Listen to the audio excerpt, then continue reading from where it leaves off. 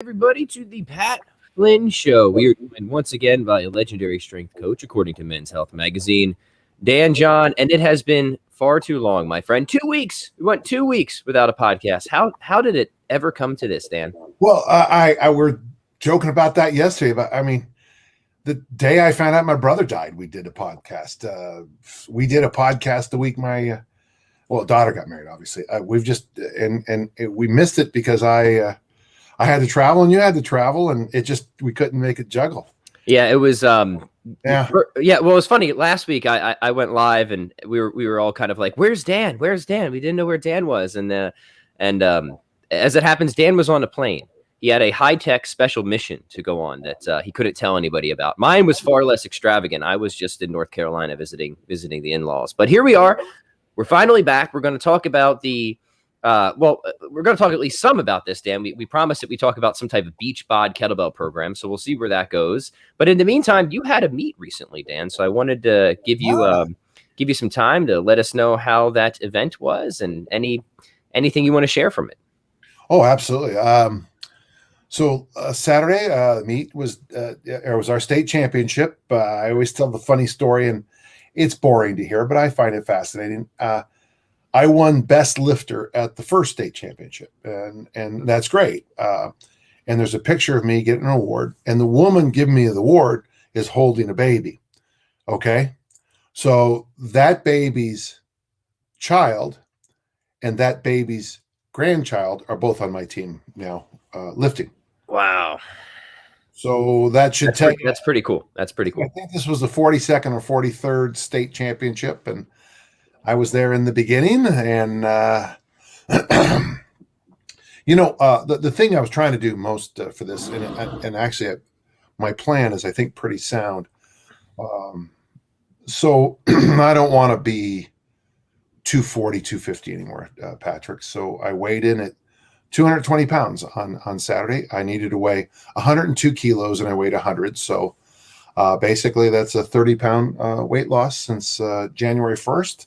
I'm very proud of that. It did affect my lifting, and I'll tell you, I've noticed this before when I had to cut weight, is that my overhead locks get a little weird. But I talked with Dave Turner, my weightlifting coach, and I had a nice conversation with Mike Brown. And I mean, it's just, I'm not doing enough over. I cut out pressing, which was fine because I was doing a meet, but I probably need to bring a little bit back in. I was a little off technically, and I was a little off emotionally for a good reason, but we're not going to worry about that. But hey, man, anytime you're on the platform, it's a good thing. And yeah, absolutely. You know, Dan, you brought up a good point. This is something you've talked about before, and I want to spend at least a little bit of time on it. Wanting to be at a lower weight, right? And managing compromises and the compromises that come with that. And this is a point that I always like to hit, right? Because this is the Dan John lesson of life, that life is about managing compromises, right? Is that we just can't have all the things that we want all the time. Not usually, not generally anyway. This is certainly true with fitness, right? Like even in athletic competitions, and we've talked about this before, there is a compromise that's often had between health on one end and performance on the other.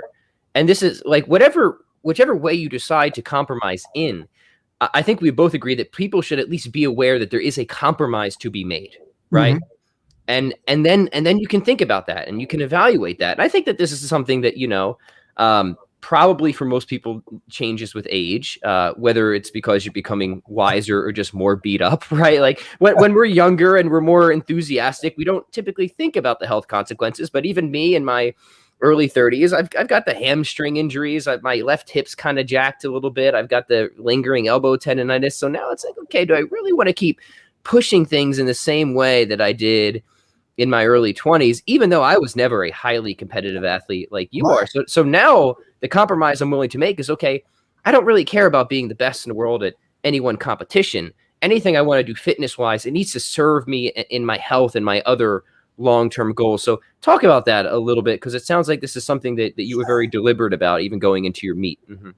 Sure. And I'm glad you bring this up, because it really ties back into the work I've been doing seriously for about 11 years. In easy strength, I bring up the quadrants, and that's very confusing. But to help some people understand the quadrants, I came up with this little thing we're talking about. So let's just talk real quickly about managing options, okay? So managing options is basically what you would do in sports like track and field, swimming maybe, huh? So there's basically 3 discus techniques, okay? There's the linear, there's the Utah State technique, which is the only correct one, and there's the German technique, which is great if you're 6'8" and state sponsored. Well, and by the way, gentle listeners probably couldn't tell the difference to save their life. They all, but to be great discus thrower, those just pick one. Okay. Now on weightlifting, to be a great discus thrower, it's powerlifting, Olympic lifting, a combination, and then maybe throw in some strongman or something like that. Sure. Well, I mean, actually, there is no. Okay. Well, pick one. Yeah. You want to do the hybrid. So okay, here's discus throwing. Here are your options for being a discus throwing. Use Utah State technique, hybrid lifting. Okay, those are your options. Compromise is slightly different. And if you're like an American football coach, I'd probably say there's a couple dozen offenses you could run. Certainly, there's probably 2 major defenses up front and probably 5 or 6 in the back. But combine those up, you just don't have that many. But still, what are compromises? Well, if you decide to coach American football, you have to have 7 men on the line of scrimmage. That is by rule. So you have to have an offensive tackle, left offensive tackle. And maybe you have a bunch of injuries and you walk up to a kid on Thursday and you say, I want you to wear number 72 on Friday night because we have to have someone line up at left tackle. And that's a compromise. Managing compromises is where you have this whole buffet in front of you. And well, even then, like a buffet, it's a whole buffet. I mean, are you going to taste one of every single thing? And there's 400 items on the buffet table. Well, you know who does that, Dan? Children. That's what children do. Yeah. Okay. And or you're standing up there and you're like, well, maybe I like cantaloupe, so I'm going to have more cantaloupe. And I don't like, and you make these little side decisions. Mm-hmm. Now, again, as simple as I'm making that, you sit down one day as an adult and you say, listen, I like to be the biggest, strongest engine in the room, but I also want to be around for Leo, Danny, and Josephine. So I need to find a life choice that allow me to live longer. And that's where you start to say, I love what you're saying about your physical health. I mean, you hurt your elbow doing your one-arm pull-ups, and it was impressive. And now you're thinking, I could have done half of those and not had a bad elbow. But now you wouldn't be able to think that way. But now you're okay. I'm going to work around this elbow. Mm-hmm. I'm still, maybe if I have to do one, I don't know, for a show or something like that, if it's worth your time and energy.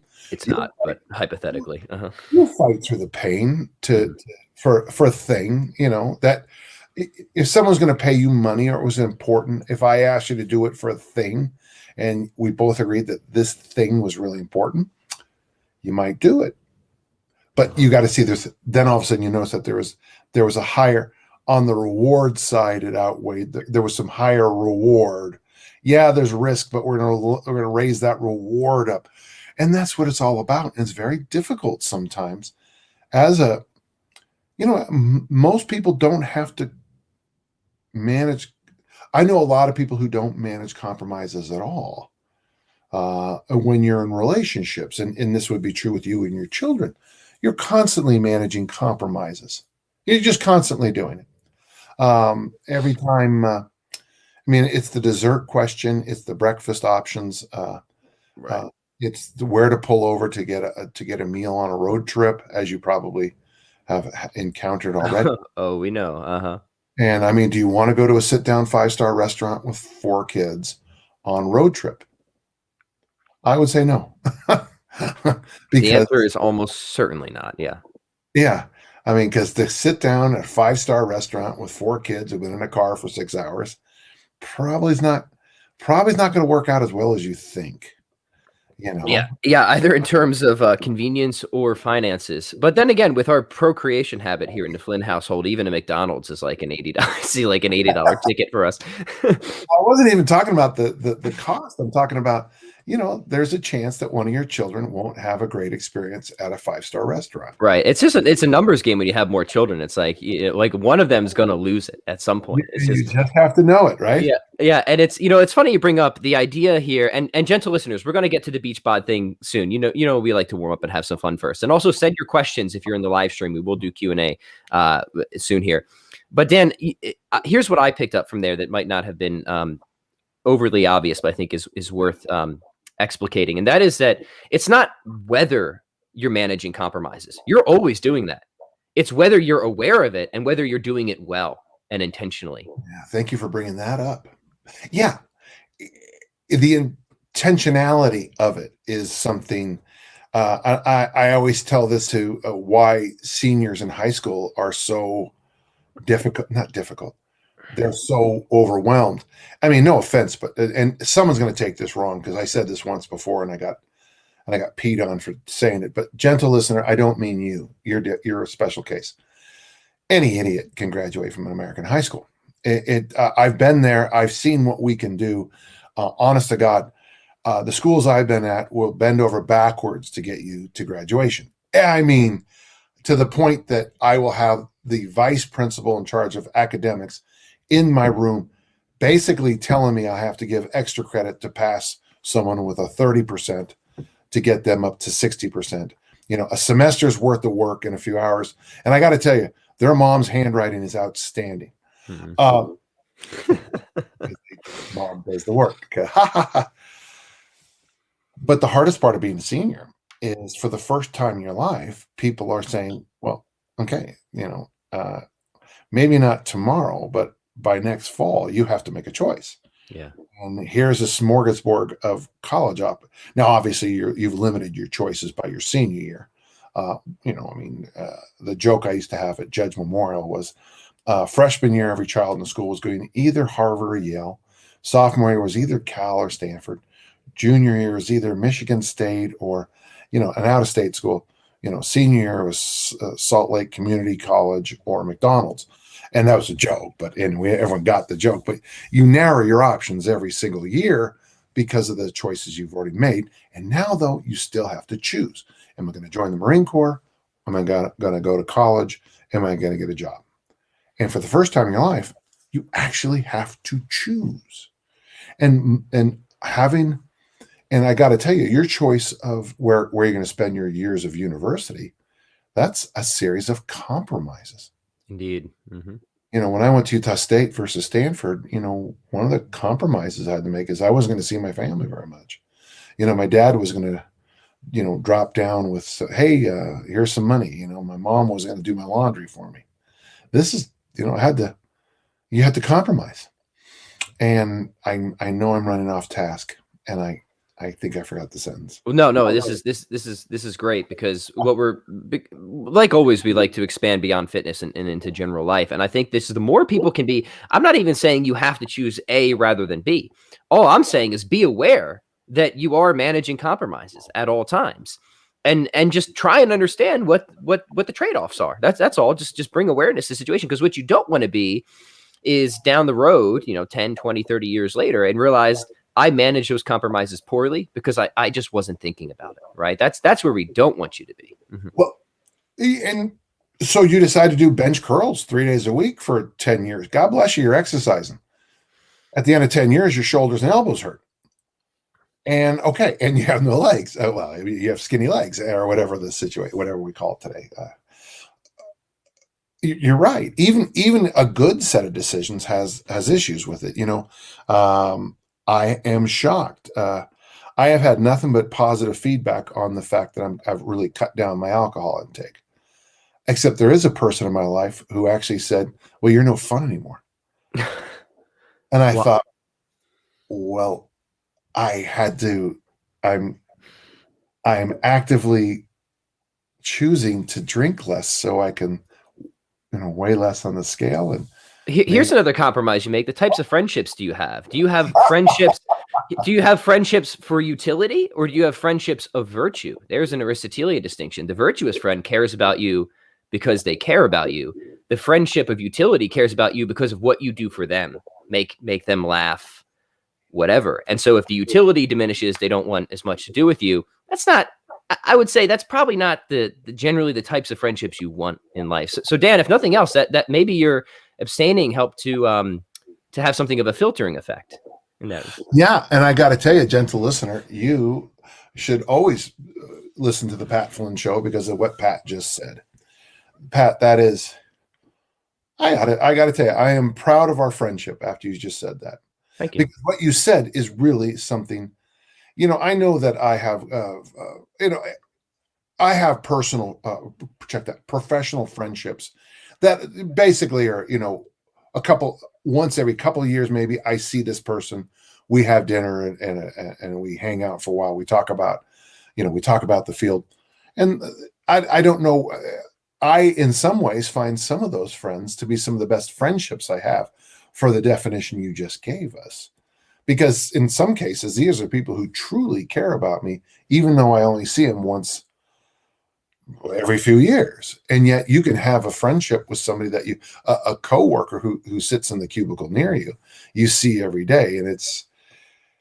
And you maybe even still get drinks with them or do dinner and lunch with them, but it's not a great friendship. Right. So yeah. And I think that's another level.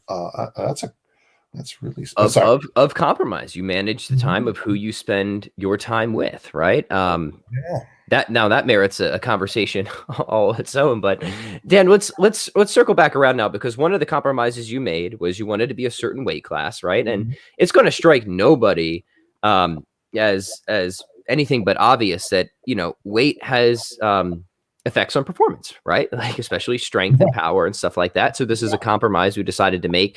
And then when we talked about the great success you had in managing this compromise, you've dropped the impressive amount of weight since the beginning of the year following, let me try and get this right, easy strength for fat loss with Olympic lifting. Right.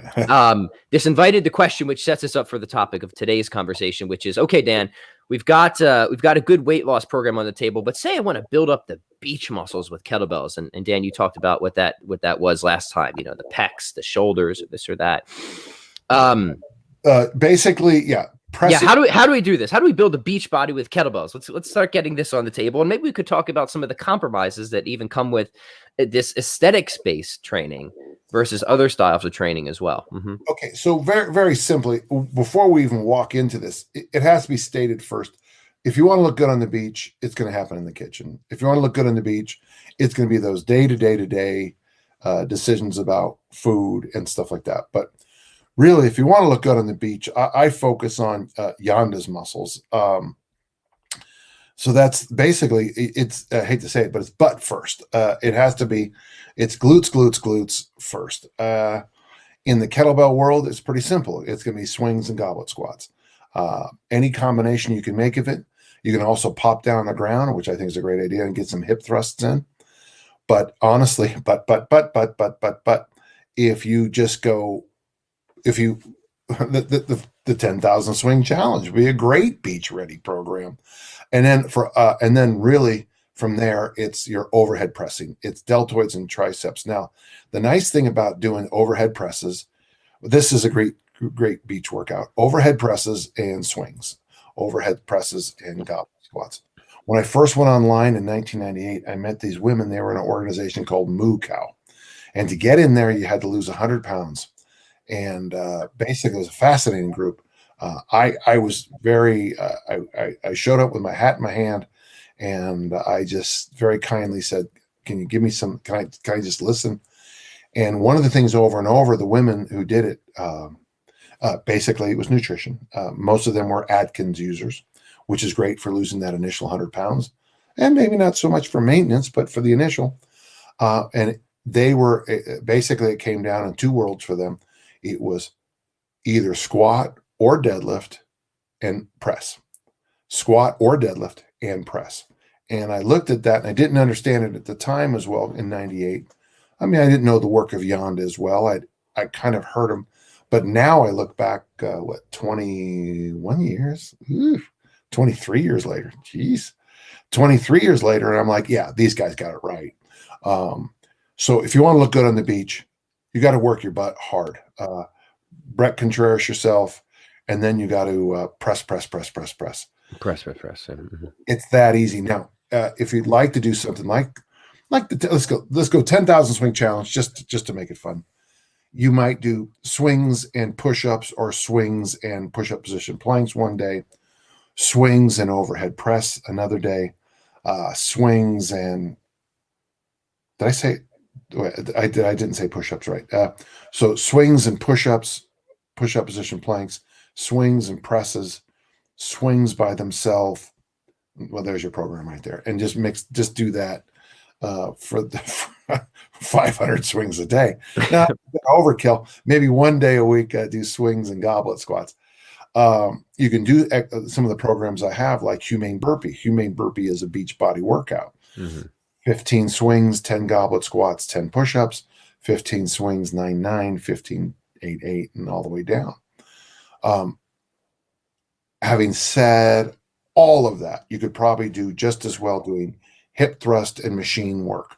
You could do machine, but here's the key: you get beach ready in the kitchen. I would recommend taking intermittent. I'm fasting right now. I don't know about you, but Oh, by the way, this morning I weighed at 221. Wow. On Saturday I weighed 220, and I bulked up an entire pound. Saturday, Sunday, Monday, Tuesday, Wednesday. 3 days of normal eating. Every single day has been normal, and I've only put a pound on, which makes me happy. That indicates at some level that I did this right. I do notice. I could tell you were noticing that pound when I sat down. I felt judged by you. Dan, I wasn't gonna say anything. I felt a little judged, and it did. I will say that feeling I have hurt. You hurt, not that feeling. Let's one quick remark, because this is something that commonly comes up with people who are going, on weight loss programs. Is I think it is important to keep track of your weight every day. But the thing you really want to look at is the trend. It's the trend, not the daily fluctuations. People obsess about the daily fluctuations, but look, a couple pounds, like we got water retention, we got glycogen. So many things can send that scale up or down in different directions in the micro level. It's I say at least weekly, right? What is the weekly trend? North Americans eat about 3 to 4 pounds of food a day.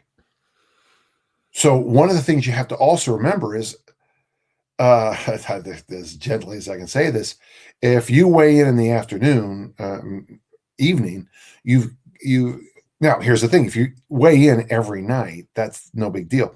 But you have, without a bowel movement, you've consumed 4 pounds of food. Yes, you've burned some of it off, but and yeah, you've urinated some, but so yes, here's what I think is the best thing to do. This is just, and I don't know if you should do this, gentle listener, because I weigh in now every day, but what I try to do is look at the weekly. So the weekly lowest number, the next week, I try to defeat that weekly. So if I'm 227 and if you're in the kilo world, folks, you make sure you use the halves and the points. Pounds in weight loss seems to work better. I know that sounds weird, but it does seem. Of course, now that I'm 100 kilos, getting down to 99 sounds kind of good. Yeah. So if I'm just going to make up these numbers. Okay. 231, 226, 229, 230, 227, 234, 228. Okay. That was my weekly weigh-in. So my goal for the next week is get a 226 in there. So 231, because it's Monday, 229, 225, because that's what happens is the jumps are, by the way, the jumps can be massive at my size.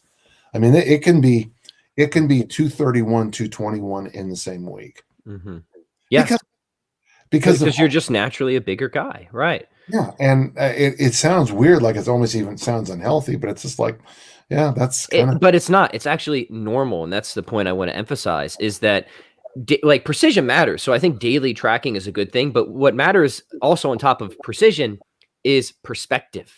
And what you should be looking at, and what you should be looking at in terms of progress is never the day-to-day fluctuations on anything, right? Because progress is never a straight line in anything. It's always a wave. I think a good example of this is like a graph of an economy, right? You know, what's the general trend? Well, hopefully it's up, but we have periods of booms and busts. Occasionally might even have a depression. Hope to avoid those, right? But what we want to look at in terms of weight loss and strength is what is the trend? What is the general direction? In spite of the minor fluctuations that we see on a day-to-day basis. That's where your perspective needs to be. And I think weekly is good for weight loss. I think however you want to do it weekly in terms of perspective, which requires precise daily measurements, but the perspective and the judgment should be coming weekly, not daily. And this is how to help alleviate yourself of the, quite frankly, the psychosis a lot of people drive themselves in when they just obsess with that daily scale weight. And things do come up. I tell you one thing, I can now very clearly tell, like I Monday nights, I go out Monday night, and for sure, and maybe there might be another night or two I eat dinner at a daughter's house or you know, but Monday night for sure. I can also tell, for example, that certain restaurants I won't be going back, because there's certain restaurants I'll eat on Thursday night, say, and Friday and Saturday, there's a huge weight increase, which indicates to me salt. And not that salt is bad or good. Salt is something humans need, but it's also a very, very cheap condiment. And so, you know, if I'm weighing 221 and I get on the scale after an evening and I'm 231, and then I know because there's no way I ingested 4 pounds of food. So yeah, but I think the listeners need to really circle on is trending, because in my world of strength, trending is the key. Everyone thinks that everything is linear, and I think that's just there's a famous online person who really pushes linear progression, and it's almost when you go to the forum, it's almost like being at a Alcoholics Anonymous forum. Trust the program. And by the way, I'm not ripping on the program, nor am I ripping on AA. I'm just saying that there comes a time in my world where you just say, okay, it's great to say trust the program in strength, but the program's failing you, because no program is linear. You know, when you work with really good coaches, you'll notice that they tend to trend upward.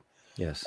A buddy of mine was able to stay with the Bulgarian national Olympic lifting team. And one of the things that he began to pick up on is that they went heavy every single day, and you wouldn't be able to tell what anybody's max was, because it would trend. So on Monday, my max is 100. On Friday, my max is 150, and then, but and then I come in the next day and it's 90. It's all over the place, because that's the way life is. When has progress ever been linear for you, Dan, in anything? I mean, for me, business, any skill, guitar, music, lifting, weight loss, it's never been linear. There's always fluctuations, right? You get that, you know, and that's the thing about what mastery is. You get that early, wonderful day-to-day improvement. Like when I first teach you the Olympic lift, every single day we can put more load on the bar. When I teach you the throws, it goes farther every single day. And then reality hits. And yeah, and eventually you leave Unicorn Island, right? Okay, yeah. And by the way, and what mastery is falling in love with the plateau. Mastery is understanding that this plateau is going to lead to a massive jump. Right. Yeah, you're potentiating into plateau. I like that. I like that a lot. Dan, so there's a lot of questions that already come in, and I'm sure we'll dive more into the Beachbody stuff because I see a number of them have questions about that. So what do you say we turn to some Q&A? Absolutely, sure. Yeah. Let's do it.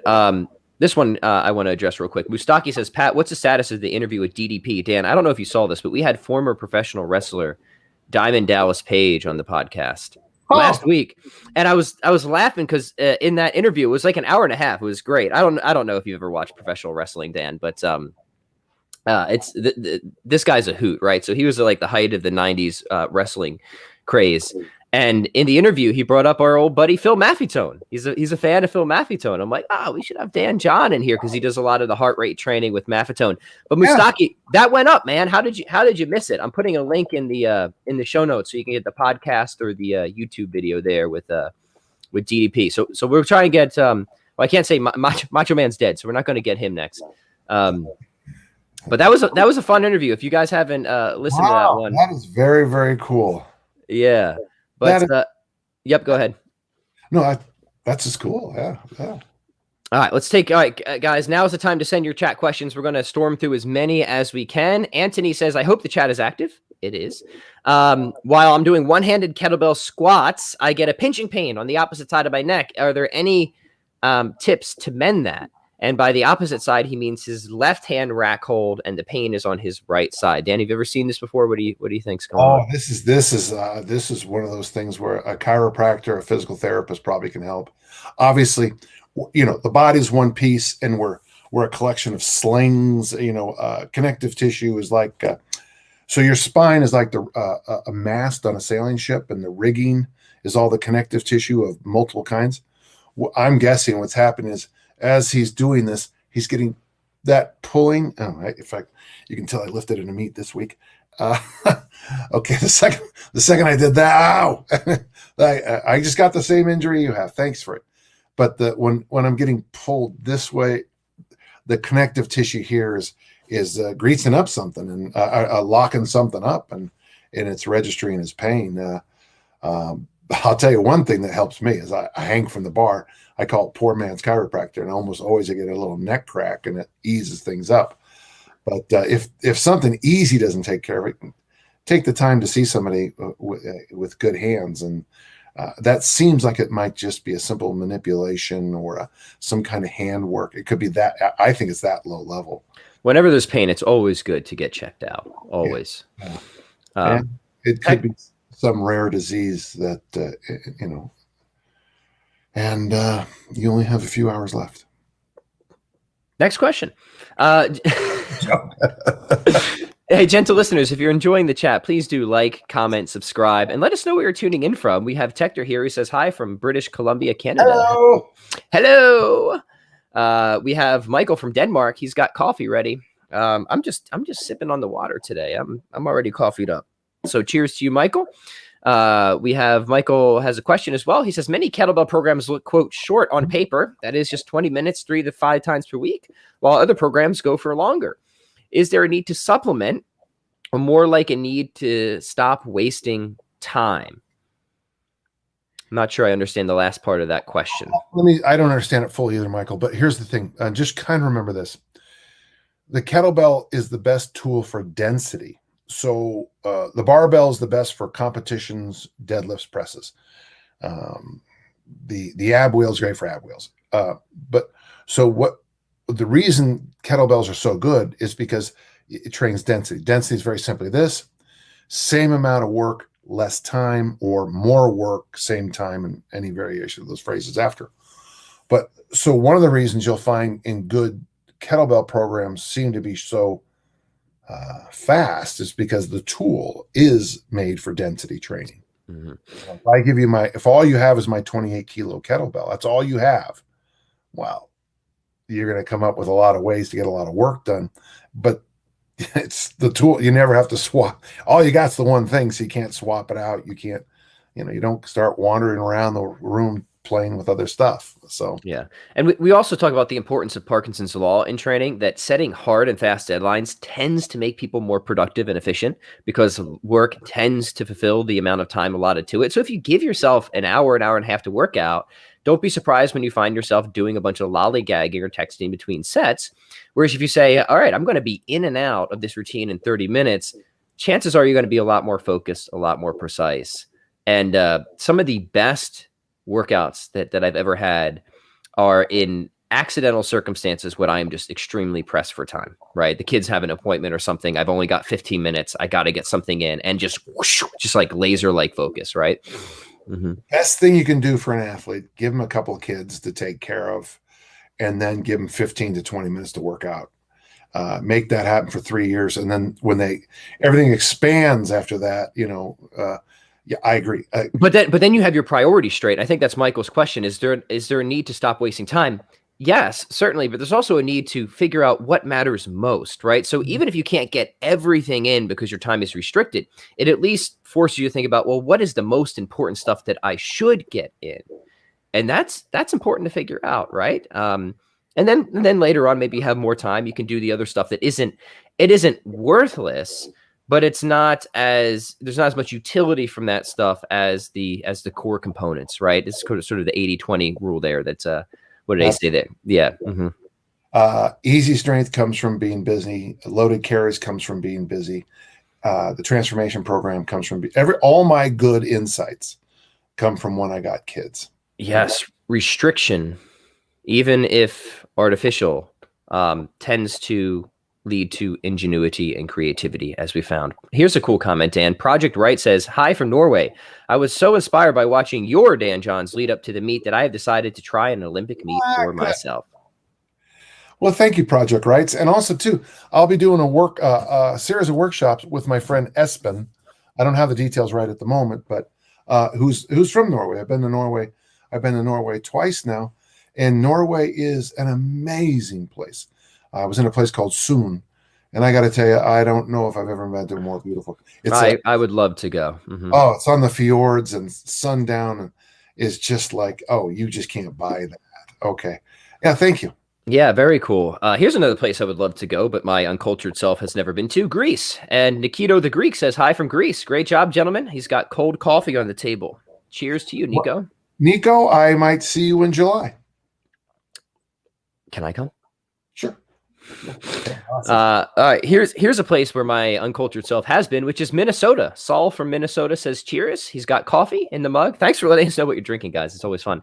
He says he'll have my first senior year next fall. 4 more after that every other year. Oh, I think he means the children, maybe, huh?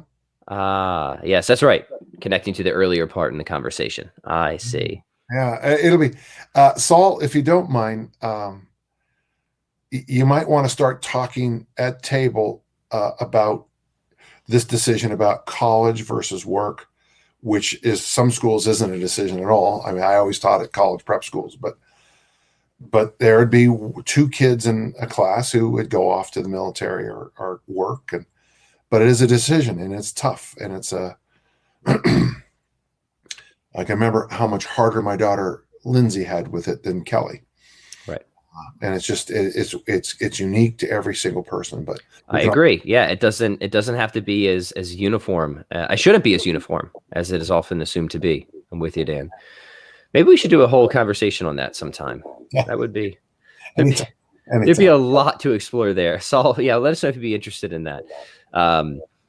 I've got an interesting academic background. Dan has been in academia for a while, so I'm sure it would be a fascinating conversation. Greg says he's got coffee in his mug. Can Dan discuss the rucking as far as types of packs go? Backpacks versus vests? Plus, could he recommend distance and time? Appreciate the tips. Keep up the great work. Thanks, Greg. Dan, sure. What do we have? Mm-hmm. Well, I got all kinds. I've got the Perform Better vest with the little red plates. It's heavy. I like it a lot. It sits better than 90% of the things I do. Downside is that the plates pop out all the time. When you take it off, plates at the ground all the time. I have a very expensive one that's camouflage, and my joke always is I take a picture of it and make a joke that you can't see me anymore. Now you see me, now you don't. So stupid, but I don't like that one at all. It sits too high up here in my traps, and it cuts off my blood supply. The third one is a nice light green one. It is an inexpensive 25 pounder. It's not bad. I also use my daughter's school backpacks. When I always say this for high school teachers, just walk in the halls on the last day of school and you'll get enough backpacks for the rest of your life. I always pick them up, and I used to take them into the weight room, and you can put a single kettlebell into a standard high school backpack. Not the ones with generally the middle school and younger ones with Disney characters and unicorns on them. They can't handle, but a typical backpack can hold a 20 kilo kettlebell without an issue. What I've discovered is that every backpack, every decision you have on load on the back, you have to manage compromises. So for me, the most comfortable one is by far the heaviest, is the Perform Better one for me. But it's also really heavy. So when I will go with it, it's like, okay, and now here we go. I have found this to be a real good idea, and the name is down, but I have found that ankle weights. I bought 3 pairs of 5-pound ankle weights from my gym. For me, ankle weights and small hand weights are generally better than rucking. Now, listen to what I said. I said generally better than rucking. So,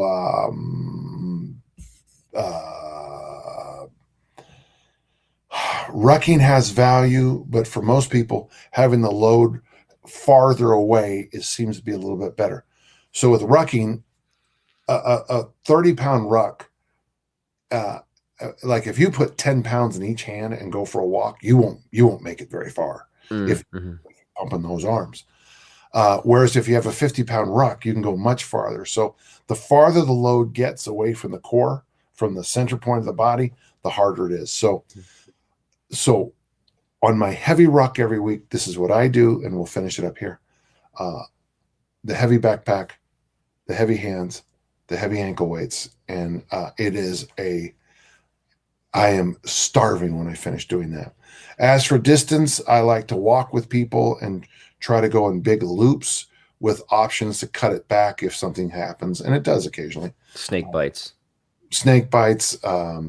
One time I had this thing was pressing on my neck so much, it put me in this bizarre panic that I actually cut the walk short. Basically, I would tell most people, vary every single ruck, loaded carry, every single workout as best you can. Try to never. I like that. That's what I was going to say, right? You have your heavier rucks, have your lighter, more extended, have your just plain basic brisk walk, right? Mix it up. Right. Yes. Cool. Raju says hello from India. Hello. Greetings to you, good sir. Thanks for tuning in. Mark Gibbons says, what are your thoughts on the double kettlebell clean and press? We love it. Pat Flynn loves it.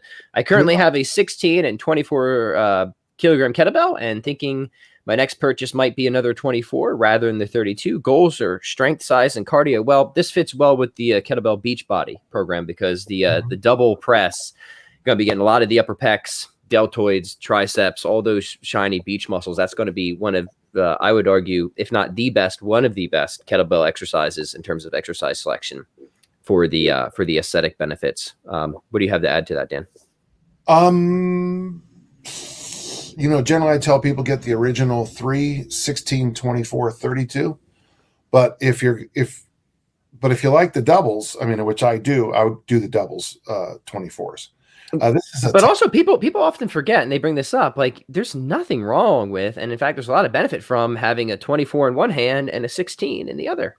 Oh, I think there's a ton. And then here's a nice thing is that on the next set, you step on the other side and switch sides. And, you're going to get 4 sets of an exercise done, 6 sets done so fast, it'll shock you. Right.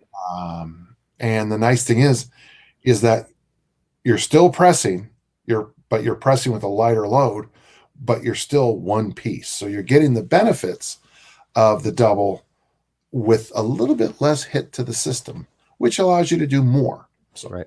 Yeah. Cool. We had another. Should you get another? I would get the 32. Yeah, Stan. If you have the 16 and 24, get the 32 because you can still do doubles, but with the offset load, there's value to that. And then the next purchase would be, so 16, 24, 32, then double up, depending on who you are. Like in your case, maybe Mark, it'd be double 24s. Some people, I would say double 16s first. So 16, 20, so you buy a 16, 24, 32, then you double up one that's appropriate, generally 24s for men, generally 16s for most general population. It just depends. And then you have to ask that double 32 question yourself, right?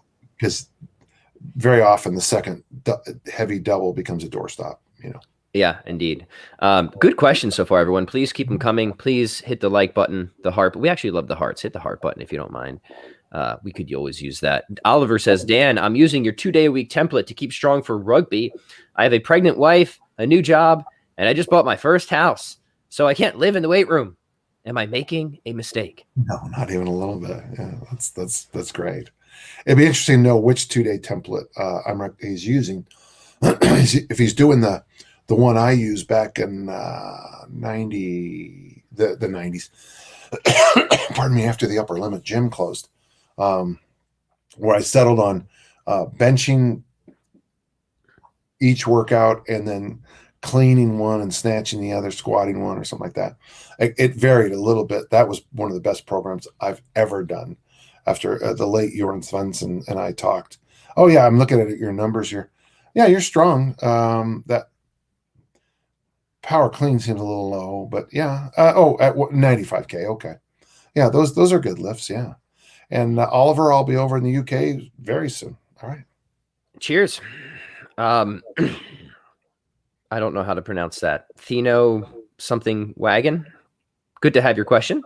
And it reads, what are your thoughts on double versus single kettlebell for the beach body as a goal? Double front squat versus goblet squat, and all the double versus single variations. The last question in the last part, a mix of both. Right. Yeah, I agree with that. Yeah. You constantly, I mean, especially when you're working on hypertrophy, you want to really have a mix of things. There's going to be great value in doing double kettlebell work, obviously, because there's more load. But the nice thing about the single is that you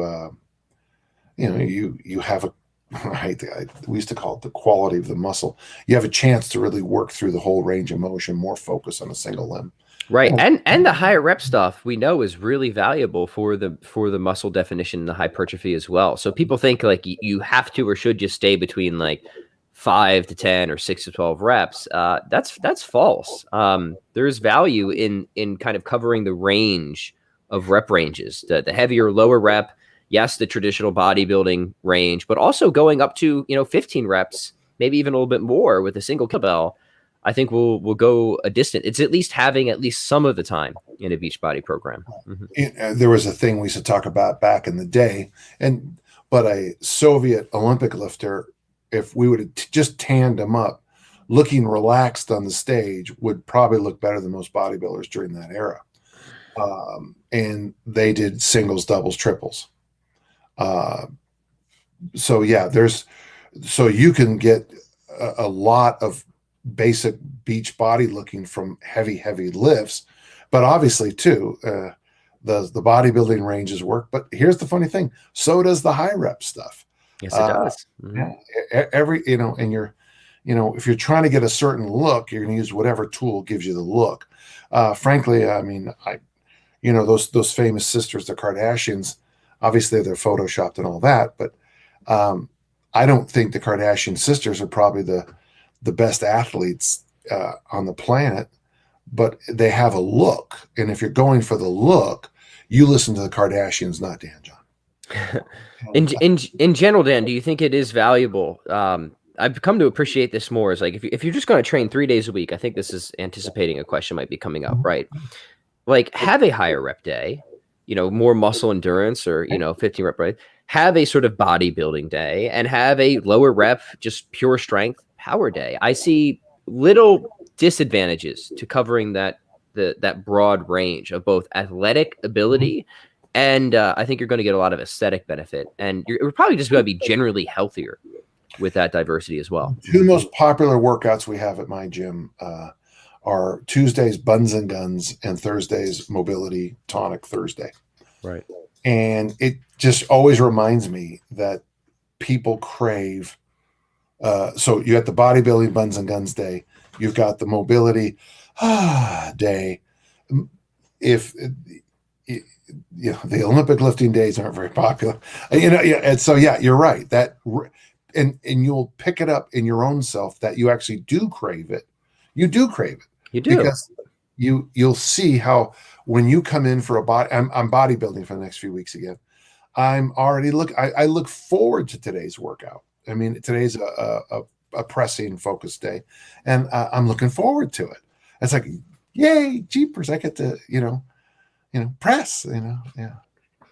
A lot of people tuning in live right now. Great to have you guys here. Awesome questions. Keep them coming. We'll keep jamming here for a little bit. Gunther says, hey, Pat and Dan, I think he meant to type Dan. Can you explain a good, simple kettlebell protocol for 3 days with one kettlebell to become extra shredded? And I don't understand the last part of that, but I think it's hinting towards a calorie deficit. Yeah. So Gunther,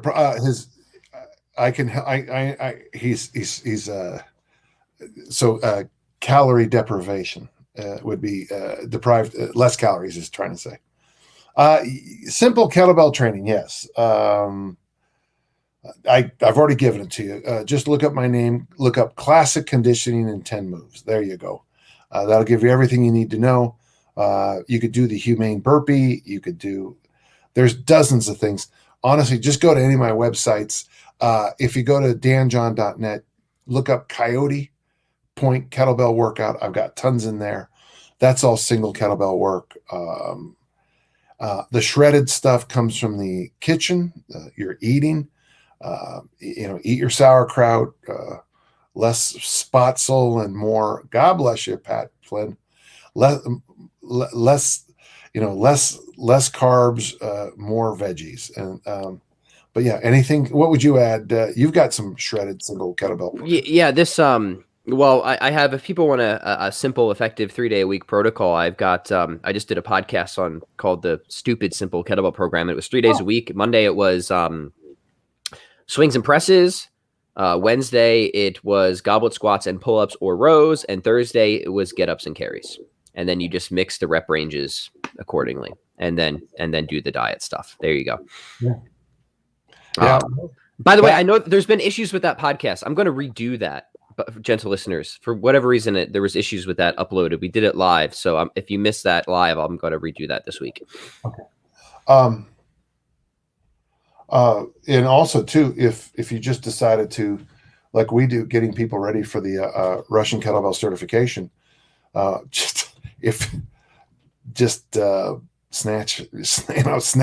do hundreds of reps of snatches 2 days a week, and then do clean and press another day, and it seems to help. That's money. That's a beach body program right there, no doubt. Yeah. Snatches are great because you're gonna get the back, you're gonna get the biceps in there too. Mm-hmm. Here's a related question in the same general neighborhood. Michael says, since weight loss happens in the kitchen, do you have tips apart from vegetables and willpower? My issue is grazing during the day. Yes. Get your protein up and use protein shakes. This protein's the hinge point, right? We know like many different dietary protocols work. I just did a whole podcast on that. But there are difference makers, and one difference maker is protein intake, and another difference maker are meal replacements. So if you focus on getting more protein and occasionally swapping a meal here or there with a high quality protein shake, just basics, you put fruit, vegetables in there, some protein powder, that goes a long way for, bringing the calories down, increasing satiety, hitting protein targets, and will probably help with your general wanting to graze. And if you do graze, you have a snack. Do what Dan does, like go for the sauerkraut. I like Bubby's pickles. Another thing that I picked up recently is I get a piece of super dark chocolate, like super, super dark chocolate, and I put almond butter on it. And that is not only delicious to me, but seems to be quite satiating as well. And that's the thing. For example, that's why I do those gut biome breaks. I call them. That's where I take kimchi. And actually now, in this is going to sound a little. I'm answering your question this way: if you're grazing, targeted grazing. What Pat just said is targeted grazing. Okay. You're gonna listen. I've been fasting now. I ate at 4:00 last night. I'm sneaking up on. Math is not my strength. 12, 7, 8, 17. It'll be 17 or 18 hours before I eat my first meal. And I find that's the easiest fast I do is the break fast, because I drink so much coffee. And in fact, once you start talking about food, I've run out of coffee. What is that cute little mug, Dan? Is that Turkish coffee you're drinking? What is This is just a little stackable I keep down here in the basement. It's just darling. Yeah, yeah, gentle listeners, I have 2 automatic coffee makers in my house. That'll give you an idea of, yeah, I've cut back drinking alcohol, but I've increased it. So for me, coffee, when I'm drinking all that coffee in the morning on the first fast, I'm fine. I'm going to eat today. I'll probably have a massive amount of vegetables, and we're going to Landmark Cafe, Landmark Grill. I apologize. Over there on Fort Union Boulevard. Every day, folks. Join me there. No, Marianne, hello. But we'll add them to show sponsors. Yeah, the Landmark Cafe. I'll eat vegetables, hash browns, probably have some kind of egg thing. That's going to fill me up for a long time. But I'm not going to then eat dinner until 5 or 6. So I'll have 2. I'll graze twice, and that will be kimchi and a fruit. Or the new thing I'm doing where I take. You don't have to follow this exactly, but sunflower seeds, chia seeds, and then I just a little bit on the bottom, and then oats, and then I put protein drinks on top of it. Protein, and then I stir it up and I let it sit overnight, a night or 2, and I mix. So I eat a small amount of oatmeal with kimchi. Oatmeal with kimchi. And I got to tell you one thing: I ain't hungry. The mistake I made with that is that I'm not getting enough kimchi in him anymore. Because when I eat that, I'm done. I'm full. So targeted snacks, targeted grazing would be what I would recommend.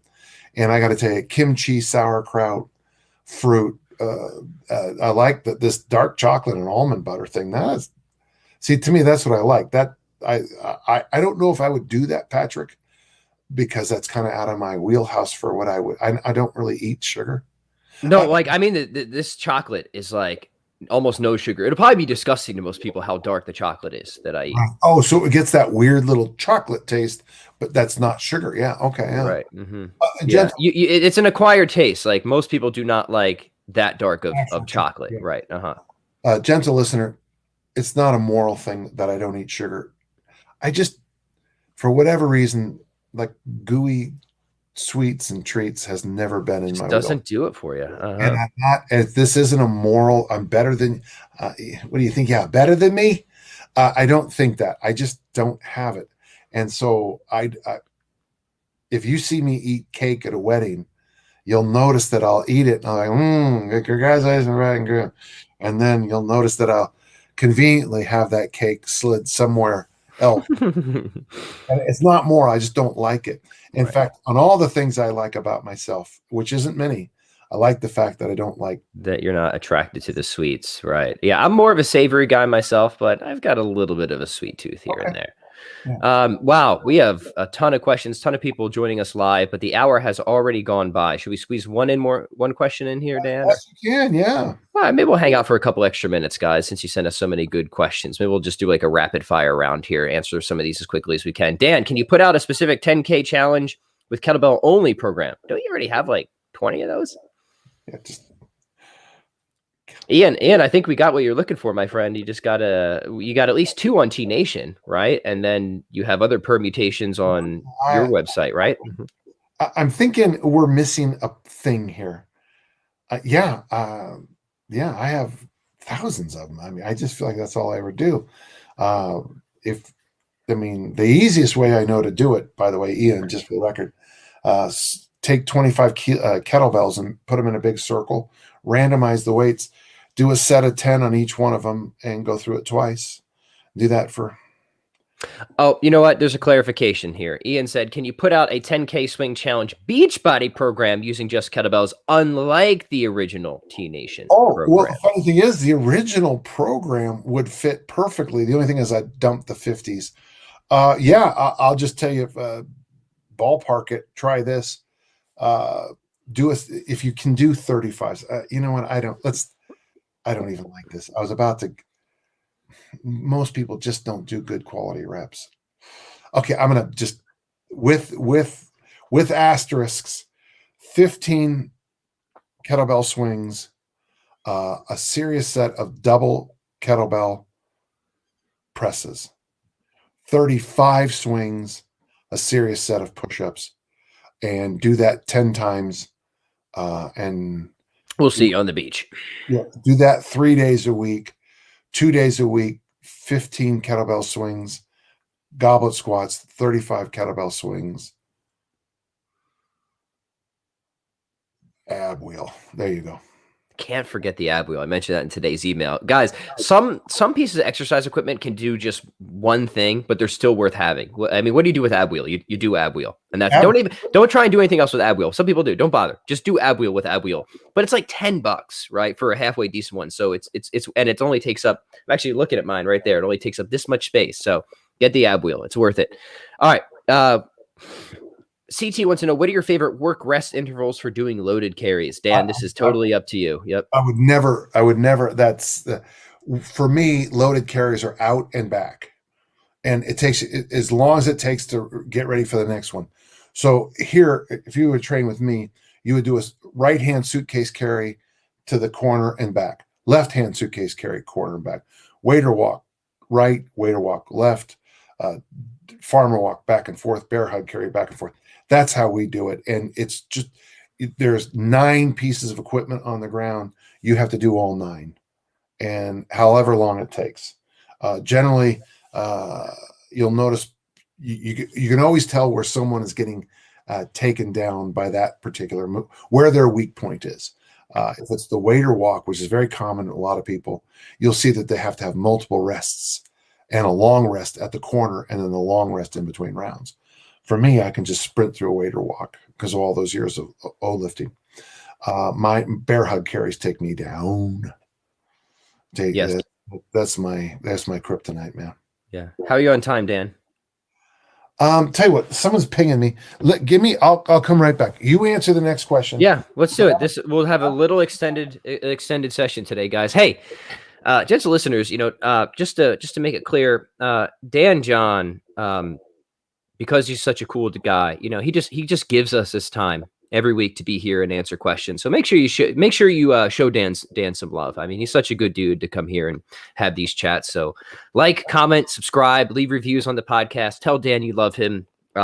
It's just such an honor, such a joy to be able to chat with Dan every week. And again, I'm very grateful that Dan just makes a time. No, I'm not paying him anything, right? To just be here on the podcast every single week. It's really cool. Paying me? Hey, you're not supposed to be hearing this, Dan. Hold on here. I thought you told me one day. Hey, the check's in the mail, all right? It's just a little delayed. Okay.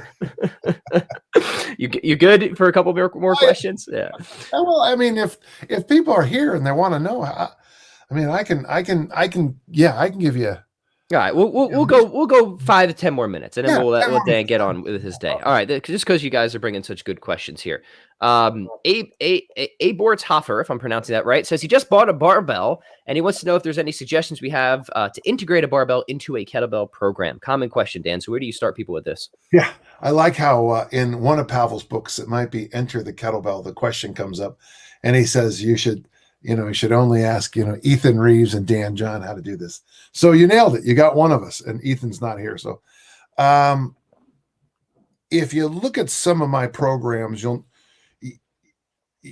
that blend the two, it's generally okay. So for example, if I'm going to use the barbell in a joint program for barbell stuff, so that's going to be my deadlift, my Olympic lift, my front squat.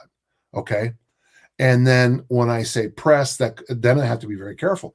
Is it a barbell press or a kettlebell press? So I have to make sure I delineate it. So what I would say is this: use the barbell for the big lifts and use the kettlebell for what the kettlebell does well, the swing. So your warm-ups can be all kettlebell, which I think, by the way, is a great thing. Swings, goblet squats, mobility work. There's your warm-up. 15 swings,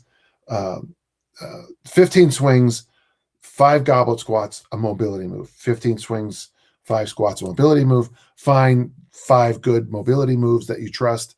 I have what we call the Lotus here at the gym, and that's a series of 5 large spine stretches.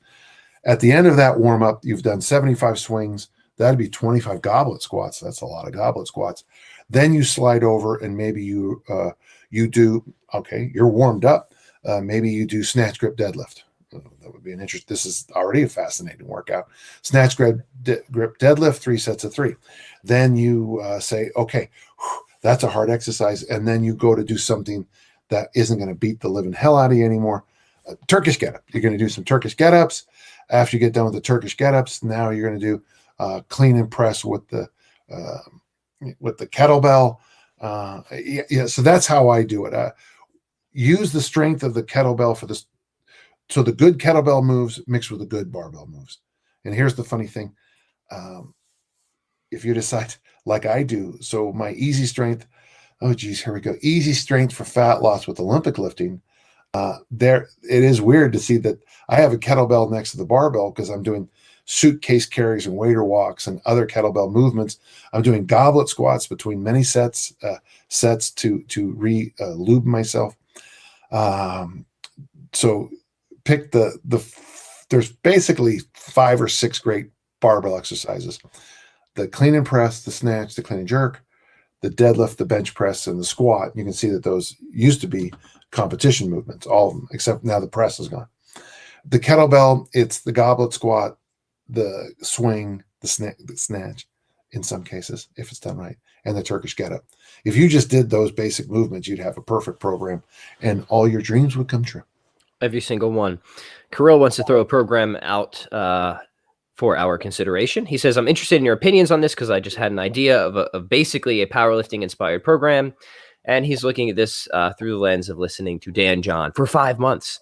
And he says the program would be twice a week bench and deadlift and twice a week goblet squats and presses, plus maybe swings. What do we have thoughts on? Do we have thoughts on that, Dan? Yeah, the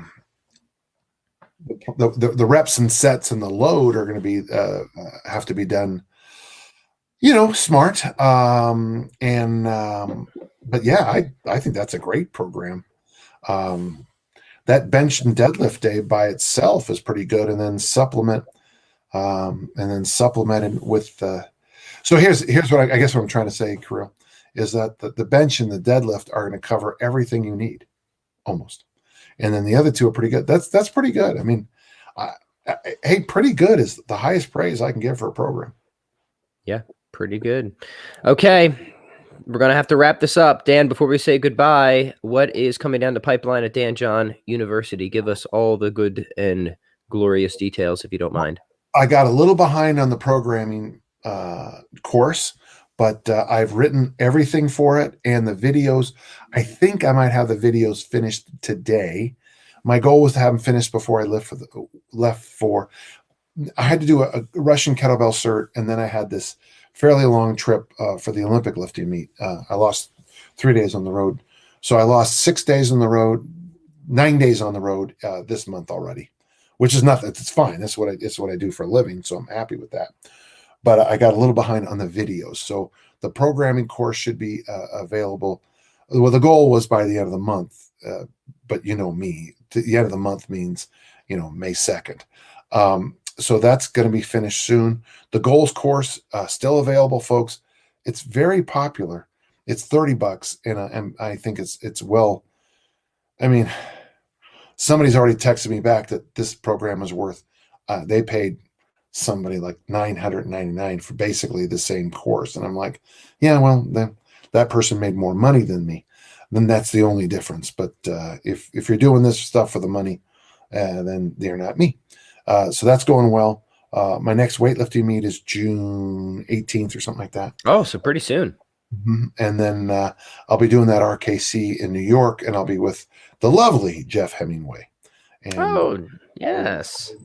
I'll be staying with Jeffrey, so that should be just nothing but interesting and fun. And beautiful. Dan, so good to be back in the swing of things. Absolutely. And one other thing. My grandson, Leo, I've been getting some very nice people asking about. As many of you may remember, Leo had a very, let's just say his birth was, he spent a long time in the intensive care. We then found out that he has a milk allergy. But I got to tell you, folks, this is the miracle of life. I think we're 2 months out now. And just to watch his his health improve, and he's starting to smile. That little kid smiling, and just remember, folks, the family motto we have here, not the mission statement. The motto is, it's not where you start, it's where you finish. And Leo is reminding me daily of that great motto. Okay. Tremendously good news. Dan John, thank you so much. Same time next week? A normal day. No, normal time next week. Sorry, this is unusual. Yes. Tuesday at 9 a.m. Central Time. Gentle listeners, please do us a favor. If you like the content here, you can like it, you can share it, you can leave a comment, you can rank the show on iTunes. All that stuff really helps. Check out all the good stuff Dan is doing at Dan John University. Show notes over at chroniclesofstrength.com. Dan John, an absolute pleasure. Love you, buddy. We will see you next week. You bet. Looking forward to it. Thank you. Fare thee well.